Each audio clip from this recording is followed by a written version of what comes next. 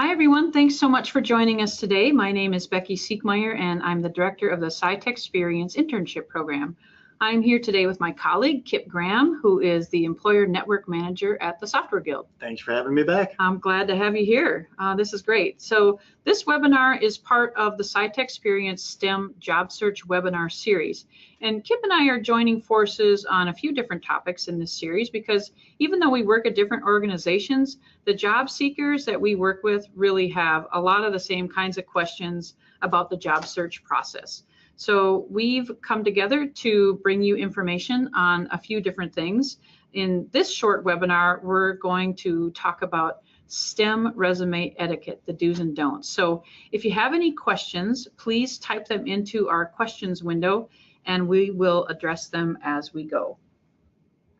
Okay, so as I mentioned, this webinar is part of the SciTechsperience webinar series. You may or may not be familiar with what SciTechsperience is, so we'll very briefly cover the basics of the program.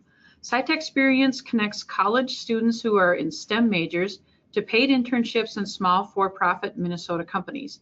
We work with hundreds of businesses all across the state that are in science, IT, engineering, and manufacturing sectors. This is a free program, it's statewide, and it's funded by an appropriation from the Minnesota State Legislature. We've been around since our pilot launched in 2012, and since then we've placed almost 1,000 students in internships across the state. Yeah, we're pretty happy about that. In our current program year in 2018 and next year in 2019, our plan is to place at least 650 students through the program. So what's really unique about SciTechsperience is that employers are provided with a cash reimbursement of 50% of their interns' wages, and that's worth up to $2,500. So it's really an incentive for employers to hire. It may allow them to hire interns maybe they otherwise wouldn't have, or in some cases hire more than one intern. So the SciTechsperience is a really great resource for college students who are pursuing associate's, bachelor's, or master's degrees in STEM fields, and really helps students discover hundreds of opportunities in small companies that they may not find anywhere else. So check out our website, scitechmn.org, for more information. You can access the enrollment form right from the homepage. And Kip, why don't you tell us a little bit about the Software Guild? Yeah, absolutely.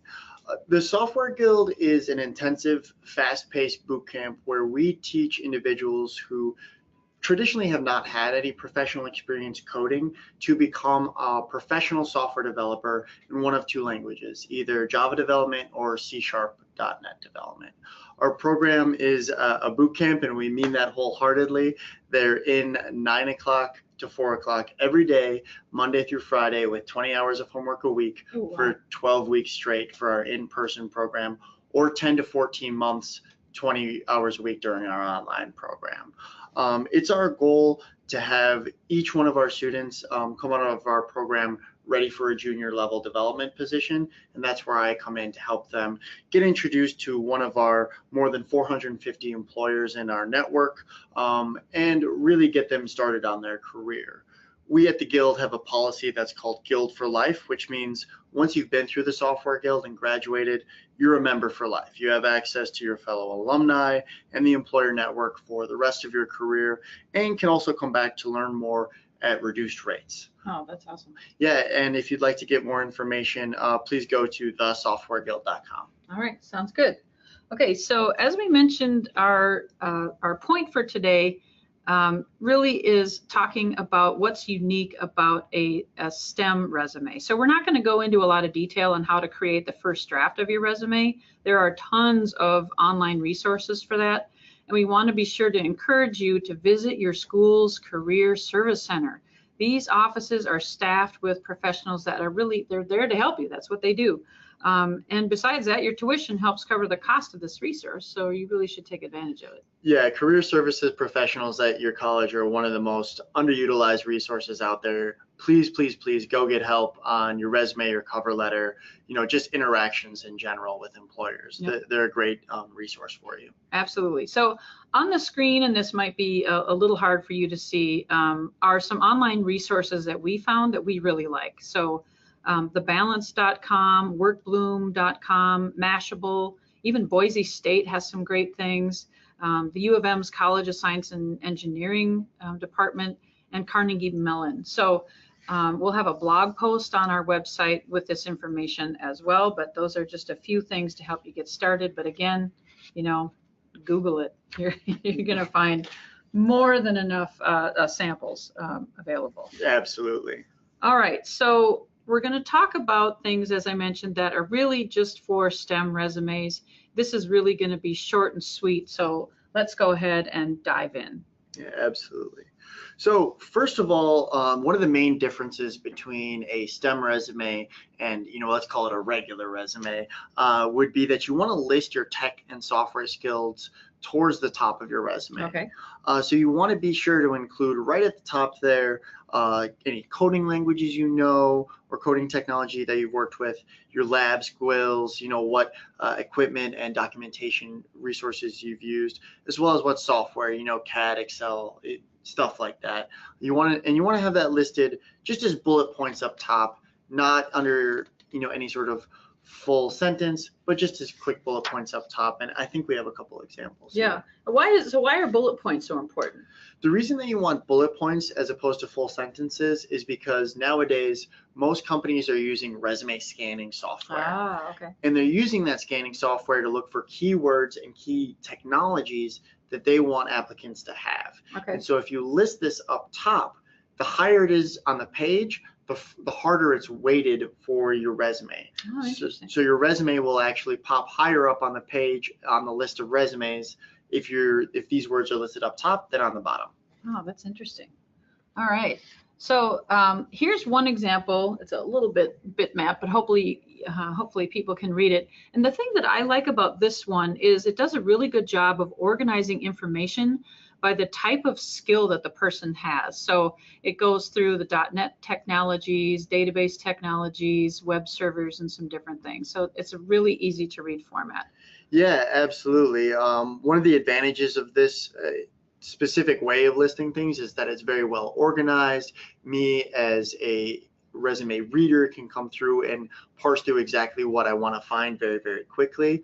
But some of the disadvantages are that sometimes some of the tech is going to fall into more than one category. Oh, okay. So you, as you write your resume, are just going to have to figure out whether this works well for you or whether the next example that we're going to show is a better way to go. All right, so let's take a look at that one. And this is really just a simple list, bullet pointed out technical skills. It's really easy to just kind of glance through. It's really, I think, an impressive list when you've got, several things to list. But whether you have, one or two things or, 25 things, I think you want to highlight your skills. Absolutely. This is a quick way to impressively highlight what you've used. And if you think about it, most people can come up with 8 to 10 of these bullet points. Okay. Whether you've used the Microsoft Office suite and you can parse that out, or simple SQL coding, most STEM students are going to have at least a few bullet points to put in here. And it's a very quick read, very easy to get through as a recruiter or a hiring manager. So one question about having these skills listed. What is sort of your recommendation on the threshold of expertise that someone should have before they list that skill? If you're listing one of these skills, you absolutely cannot just list it to list it. Okay. The quickest way to get thrown out of an interview is to have a skill listed on your resume that you have no exposure to. Okay. Having said that, you don't need to be an expert. Just make sure that you can answer one or two very basic questions about how to use it, what it looks like, ways in which that you've used it in your academic career or in your professional career. Okay. So saying that you've had some exposure to it, but you would need some more training in that area is an okay answer. Yeah, that is a perfectly okay answer. Just don't list something that you've only heard the name of but have never actually used. Yeah, good point. All right, so we have some do's and don'ts of things to include on a resume, and most of these things are don'ts, but most of these things are do's, things to include, but one thing you don't want to include is your full home address, just the city and state. So can you say a little bit more about why that's important? Yeah, absolutely. This is something that I get pushback on a lot. It's a pretty standard practice to put your full address on your resume. And really over the last 10 years, that's kind of become obsolete. The only way that people are contacting you is via email or phone. These employers are not sending you a letter anymore. So if you can avoid it, and if the application does not specifically ask for it, just put the city, because it may lead to discrimination if you put your full address. Oh, interesting. Unfortunately, people's unconscious bias may think that either you live on one side of town and the job's on the other, and you don't want to make that commute, so they're going to call the next person. Or maybe they have preconceived notions about your neighborhood and that it's not a good neighborhood. So unfortunately, they come up with some bias about you as a person. It's an unfortunate reality of what we live in. Okay, I think we have an audience question here about cell phone numbers. Someone's asking, does it matter if your cell phone number has an area code that is out of state? Is that the same kind of an issue? That's a fantastic question, and the answer is it might be. Okay. It shouldn't be an issue, but it might be an issue. I always advise my students, if they're from out of area and looking for a job here in Minneapolis, is to set up a Google Voice account. You can just do a quick Google search for that, Google Voice, and you can actually choose a number from the internet to forward to your cell phone, and you can choose the number. So you can choose a local area code, which for here would be 612-952. 651. Any of those, yes, exactly. Okay, great. All right. So, and speaking of cell phones, I think our next one is on these list of do's and don'ts is do list a cell phone number and don't list a landline. Why is that important? So again, unfortunately, we're avoiding unconscious bias here and discrimination. Okay. And unfortunately, the STEM field specifically is rampant with age discrimination. And they want young, technologically savvy individuals who are more likely to just have a cell phone rather than a landline. And so if you put down a landline, they may think that either you're not technically savvy to operate solely on your cell phone, or maybe it's the other way and they think you still live with your parents and they're judging you that way. But either way, I really recommend just listing your cell phone if possible, though you don't need to say which one it is anyway. All right, sounds good. All right, so what's next? So the other do is to make sure that your voicemail feature is set up, and then make sure that the message sounds professional. So many of my students start applying for jobs and they have either no voicemail message set up, so if I call you, I don't know if I'm reaching the right person, or even worse, they have an unprofessional voice message set up. So like the long intro to Stairway to Heaven or something is not a good thing to be putting on your voicemail. Great song, terrible voicemail message. Yeah, yes, okay. Exactly. So just make sure it's something professional. Say your full name and ask them to list their contact information so you can call them back. Yeah, all right. And the other thing we should add is don't forget to check your voicemail. Yes, absolutely. If you're like me, I hate checking my voicemail. I'd much prefer somebody text.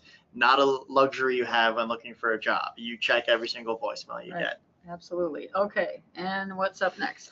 The last one is do list a professional email address. And I strongly suggest creating an address specifically for the job hunt, because you're going to get a lot of emails. And it's nice to turn that off after your job search is over. Forward that email directly to your primary email account, but make sure that they have one set up specifically for that. But you definitely want it to still be a very specific name. So when you have your email line or the address, it should be firstname.lastname@gmail.com, or maybe your student email address would be another good one. All right, sounds like we have another question. This comes from Tommy. He asks, is it better to use our formal first name? For example, my given name is Thomas, but I go by Tommy. Okay, so the question is, when you're creating that email address, if you have a formal first name, in this situation, the young man goes by Tommy, but Thomas is his full first, a formal name. What are your thoughts on that? It's a good question. It's not a huge deal. I would recommend putting your first formal name in your email address, thomas.lastname.com. The reason for this is if you're applying through the system, they're going to ask you for your formal first name. Most people have their formal first name on the top of their resume, And so you just want all that to be consistent so they don't get messed up, especially if you have a very common name like Mark Johnson or something like that. And then once you email them, either in the signature of your email you can say Tommy, or when you have that first phone call with them, just tell them, hey, it's okay to refer to me as Tommy. Tommy's my preferred name. All right, sounds good. So how often should you be checking that email address? All the time. Yeah, I would say once or twice a day at least.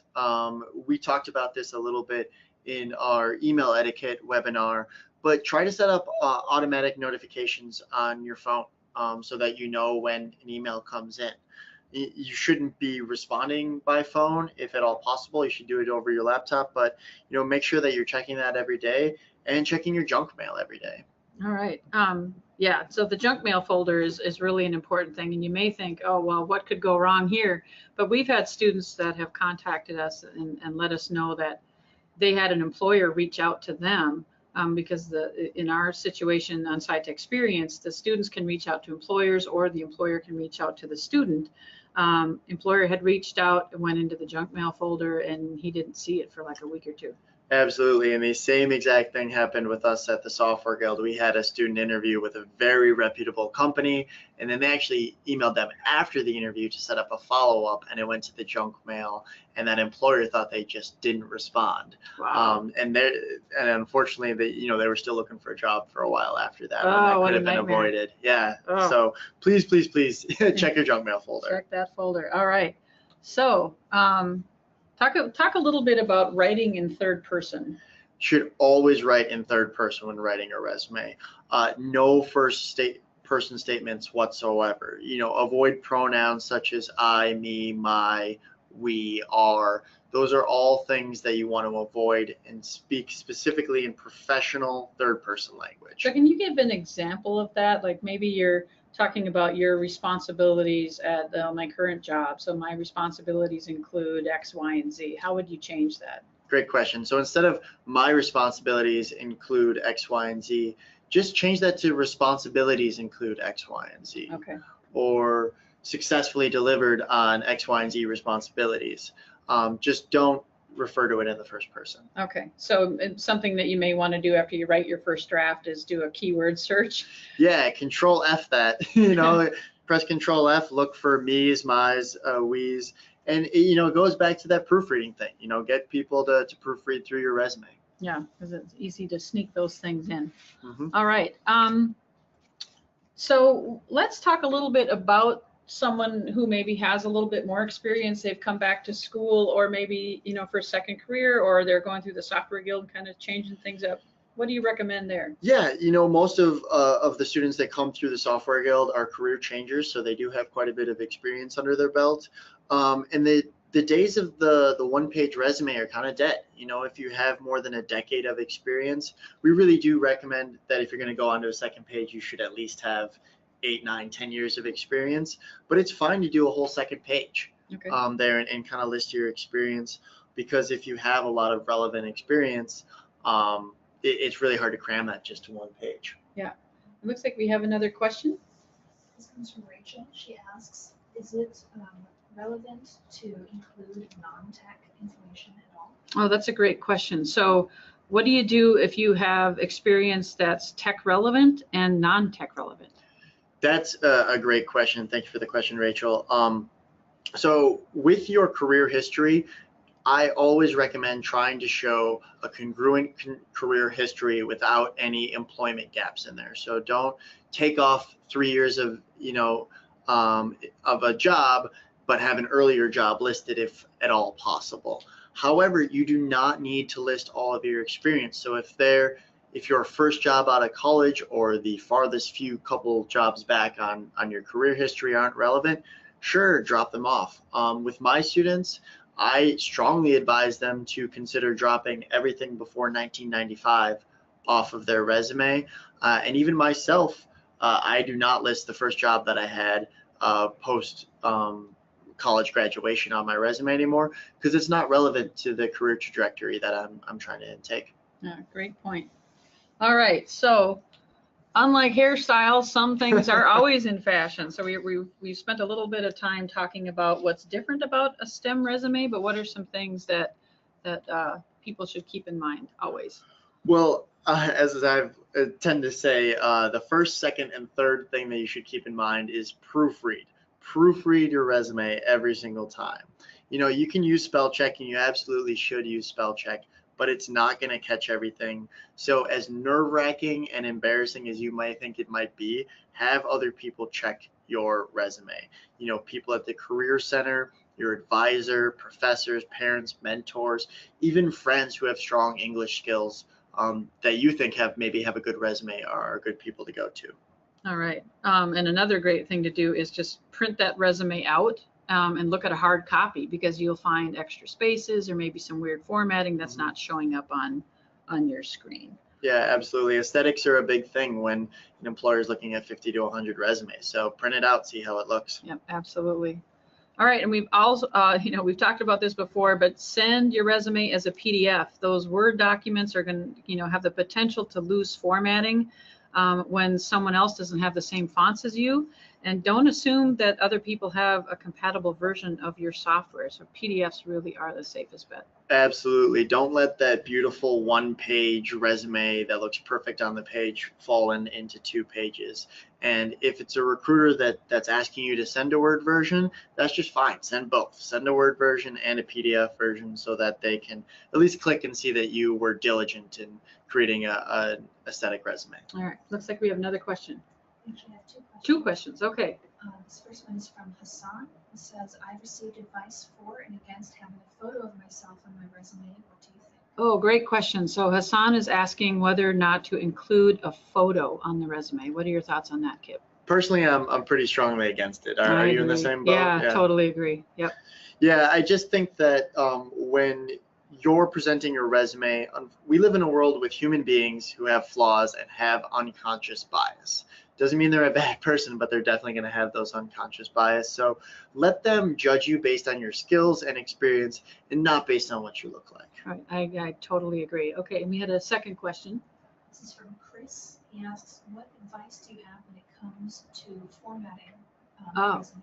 Great. Okay, so advice on formatting is Chris's question. So a couple things that stand out to me are, first of all, you want to have some white space. You want to use a very readable font, and you want to have some things stand out more than others. And so like section headers, maybe you want to use all caps for the section headers. Some things should be bold and others not bold. I mean, don't overdo the bold. I mean, bolding is there for emphasis and to help things stand out. So maybe like the job titles can be bold. Yeah, absolutely. Those are all great points. My thing is always consistency, consistency, consistency. So make sure you have the same font all the way throughout your resume. If your section headers are all are in size 13, make sure each one is in size 13. If you're using bullets under one position, use bullets under the next position. Just make sure it's consistent the whole way through. Those inconsistencies just drive a recruiter and somebody who looks at resumes all day up the wall. Right, yeah, if they're inconsistent. And so again, if you print something out, it's easier to find inconsistencies when you're making that draft. Yeah, absolutely. But don't take that overboard. Don't write the whole resume, job position, job company, and section headers all in one size font with no bold or italics. Vary it up a bit, make sure that it's easily readable and that it's easily scannable. Most recruiters are only spending 7 to 10 seconds on a resume, so make sure they can hop around that thing easily and find each section that they're looking for quickly. Yeah, good point. All right. So really, I don't know if we have any more questions, but it looks like we don't. So that's it for this segment. Be sure to check out our other webinars on cover letters, emails, and interviewing. And there are a lot of other topics as well on scitechmn.org. And with that, thanks so much for joining us today, Kip, and everyone out there. We hope you found this information helpful, and we wish you great success in your job search. Yes, good luck to everyone out there, and thank you for joining us. All right, have a great day.